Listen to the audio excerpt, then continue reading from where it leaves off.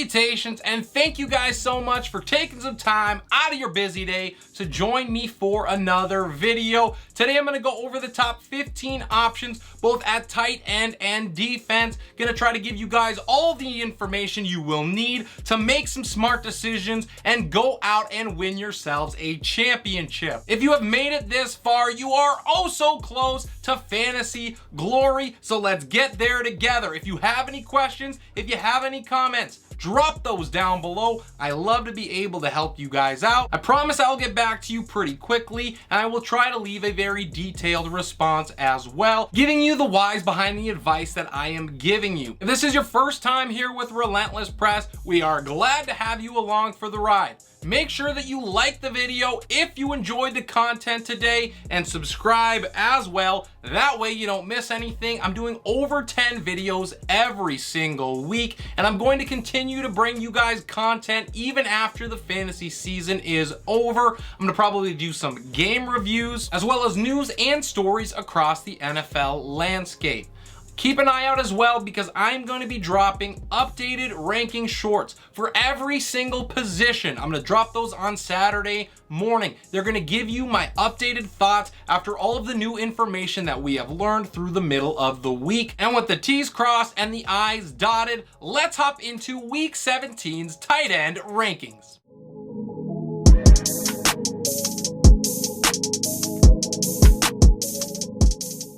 For the first time in what seems like forever, we have someone new in at number 1 for me. It is George Kittle traveling to Vegas. He claims the top spot after back-to-back finishes inside the top 2. Kittle has 4 touchdowns in his last 2 games, and the lowly Raiders are surely going to allow him to continue that hot streak.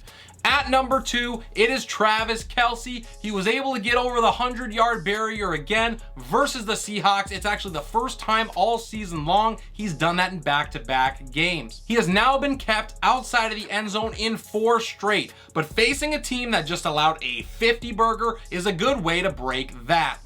At 3, it is TJ Hockenson. He saw a ridiculous 16 targets against the Giants. He was able to catch 13 balls for 109 yards and a pair of scores as well. He was the tight end hero in Week 16. I did tell you that the explosion was coming, but not even I could have imagined how tall the ceiling went for him. Both Kirk O'Chains and Kevin O'Connell love him, and with 33 targets in his last 3 games, you should as well. At number 4, and kicking off my second tier, I have Evan Engram. He posted his 3rd top 5 finish over the last 4 weeks, and he has become a favorite target for the red-hot Trevor Lawrence down the stretch. He's about as reliable as they come at the position, and with the Jags vying for the division title, they are going to continue to feed him. My number 5 ranked tight end is Dalton Schultz. He's seen just 8 targets combined over his last 2 games after seeing 10 of them in Week 14 against Houston, but I am going to be buying a cheap piece of this Cowboys passing attack against a Titan squad that is allowing top 5 numbers to the position. Pat Freiermuth is up next. He finished at this spot in Week 14 against the Ravens and has 5 or more looks in 3 out of his last 4 games. He's averaging over 11 yards per catch on the season, and he needs to be locked into your lineups. I know the Steelers' offense is not very good, but Friar Tuck has been. At number 7 and at the top of tier 3, it is Tyler Higbee. He's been a top 10 guy in back-to-back weeks for the 2nd time this season. He scored a total of 3 touchdowns against the Packers and the Broncos. The Chargers present a decent matchup here, and with no other real options in the passing game for the Rams, Higbee should once again feast on plenty of looks. Dallas Goedert returned from injury last week, and he came in to see just 3 targets against the Cowboys, but he did make the most of them, racking up over 22 yards per catch, and he should see more opportunities as he continues to distance himself from that injury. At number 9, it is Taysom Hill. He continues to find ways to produce. He put up his 3rd straight tight end 1 finish last week against the Browns. Between his rushing and his receiving, Hill has compiled 21 opportunities in the last 3 weeks, and with that volume, he is a solid option. My 10th ranked tight end has fallen quite a bit. It is Mark Andrews at the top of tier 4. He continues to flounder with Tyler Huntley at the helm. Andrews has not posted a top 10 finish in 5 weeks, and he has just a single game over 50 receiving yards in that span. Now, you probably have to start him if you've been holding on to hope, but expectations should be low. At 11, it is Gerald Everett. He's brought in 4 more balls in 4 straight games while averaging 42 yards in that time. And the Chargers are going to score plenty against the Rams. They are allowing 10.8 yards per completion over their last 3, so Everett remains a fairly safe play. My last tight end one in week 17 is Kmet. He gets a boost here with a great matchup against the Lions. He also has 25 yards or more in 7 straight. As a top 2 option in the passing game for Chicago and 24 targets in his last 4, he is a solid dart throw. To 13, it is Dulcich traveling to Kansas City. He was able to score for the first time since his week 6 debut, and he could find plenty of garbage time opportunities against the Chiefs. This offense does provide a terrifyingly low floor, but he has 3 tight end 1 finishes in his last 4 games, so there is plenty of reason for optimism. At 14, it is Dawson Knox. He is a solid play if you're looking to get a piece of Buffalo's offense. He's also scored in 3 straight games, all of them being top 10 finishes, and he racked up 20 targets in that time. It also helps that the Bengals are more vulnerable against tight ends than any other skill position. The last tight end I am looking at is Darren Waller against San Francisco. He barely makes the cut because of the move to Jarrett Stidham, but he's been a top 15 play in back-to-back weeks since returning from injury, and he should be called on a ton underneath because of that ferocious 49er pass rush. Couple of tight ends that just missed the cut include Juwan Johnson on the road against Philly, David Njoku traveling to Washington, and Tyler Conklin on the road against Seattle. We will hop into my defenses in just a second, but I want to first remind you to like the video if you're enjoying the content and subscribe as well. That helps me out a ton.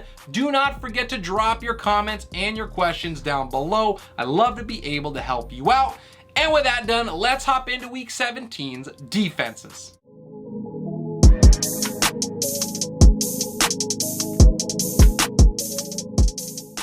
At the top spot and leading it off are the San Francisco 49ers, who have not shown up as expected over the last 2 weeks, mostly due to a lack of ability in forcing turnovers, but this matchup with Vegas will change that.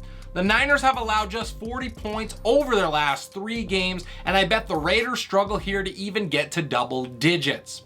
The Philadelphia Eagles are in at 2. They get a matchup at home against New Orleans. And at 3, I have the Dallas Cowboys on the road against Tennessee.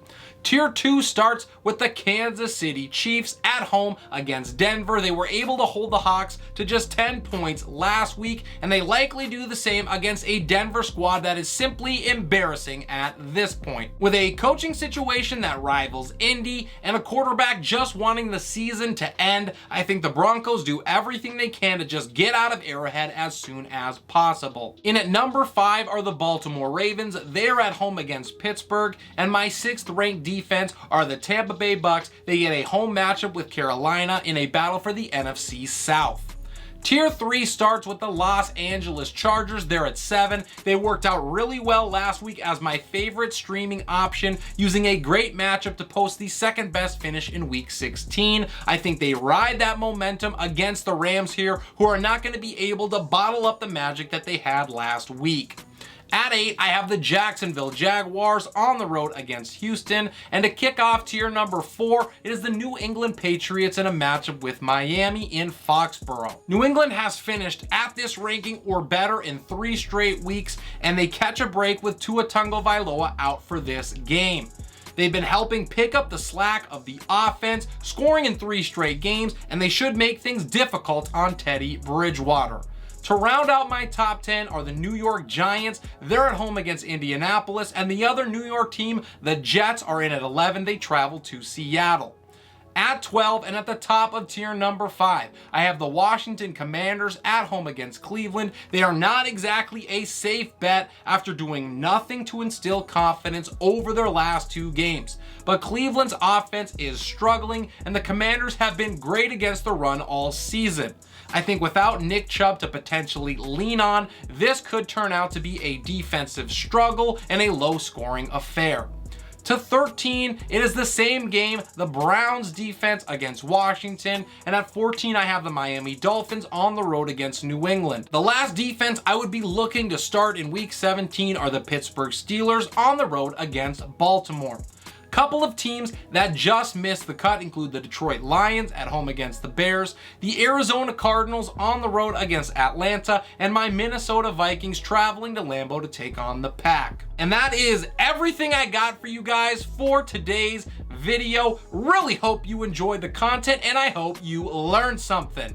Let me know what you thought about the video. Please drop your questions and comments down below. If you are new to the channel, please make sure that you hit that like button for me and consider subscribing to the channel as well so that we can keep moving forward. We are well on our way to our first 1,000 subscribers, and you can be a part of that. I wish you all the best of luck this week. This is Relentless Press. I am your host, Abraham Opatz, and I will see you next time.